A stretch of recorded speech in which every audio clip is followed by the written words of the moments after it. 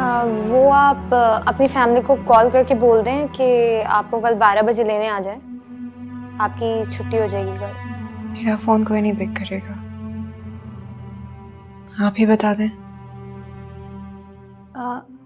लेकिन मैंने कॉल की थी। किसको? आपके हस्बैंड को। क्या कहा उन्होंने? उन्होंने मुझे कहा कि मैं आपके भाई को कॉल कर दूं। वैसे उन्होंने अपने किसी बंदे को भेज के अकाउंट्स पे सारे ड्यूज क्लियर कर दिए हैं, लेकिन फिर मैंने आपके भाई को कॉल की तो उन्होंने बोला कि हमें कॉल करके बार बार परेशान मत करो, हमारा इससे कोई वास्ता नहीं है। तो अब आप ही बताएं कि इसमें अस्पताल वाले क्या कर सकते हैं। आप जो कपड़े पहन कर आई थी वो भी सारे खराब हो चुके हैं। अब आप ही बताएं क्या हो सकता है। आपका तो कोई वारिस बनने को ही तैयार नहीं है।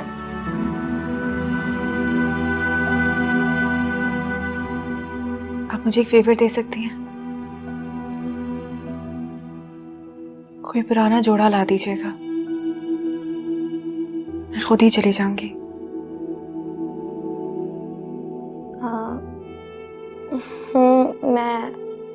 मैं ला देती हूँ आपको। Thank you.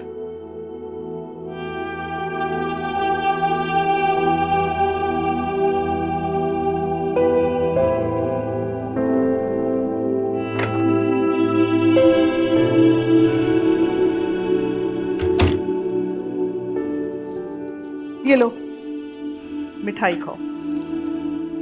क्यों आई हैं? मिठाई तकसीम करी थी अपने बेटे के निकाह की। मुबारक हो। अफसोस तो हुआ होगा ना कि मेरे बेटे ने तुम्हें ठुकरा कर मेरी भतीजी से निकाह कर लिया।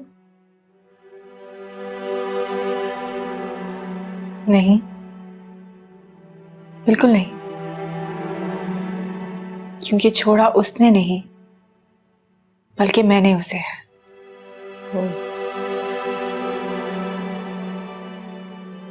तो इसे ही कहते ना, लोमड़ी को अगर अंगूर नहीं मिले तो खट्टे।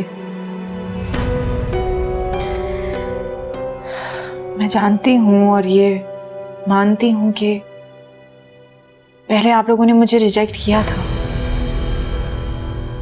मगर इस बार मैंने आपके बेटे को रिजेक्ट किया है। जानती हैं क्यों? क्योंकि आपने अपने बेटे को अपनी जिद और अपनी अना के हाथों बर्बाद कर दिया है।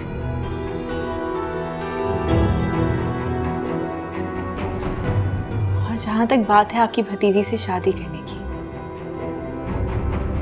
उसके लिए भी मैंने ही उसे आमादा किया है। बस अब मेरी दुआ है कि वो आपकी भतीजी के साथ अपना घर बसा ले,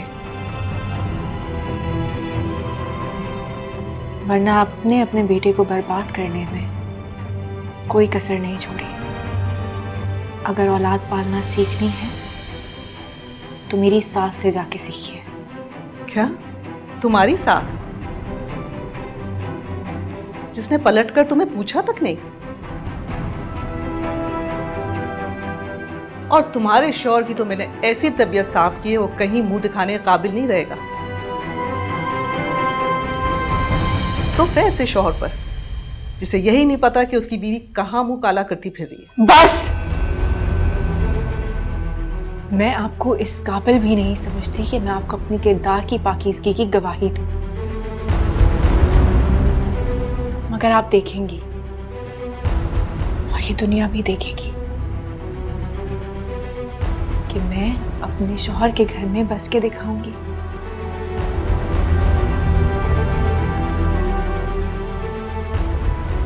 मेरी ही नादानी से ये घर खराब हुआ है,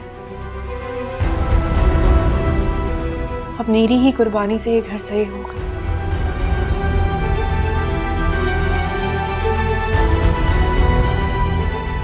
आप जाएं यहाँ से, प्लीज चली जाइए।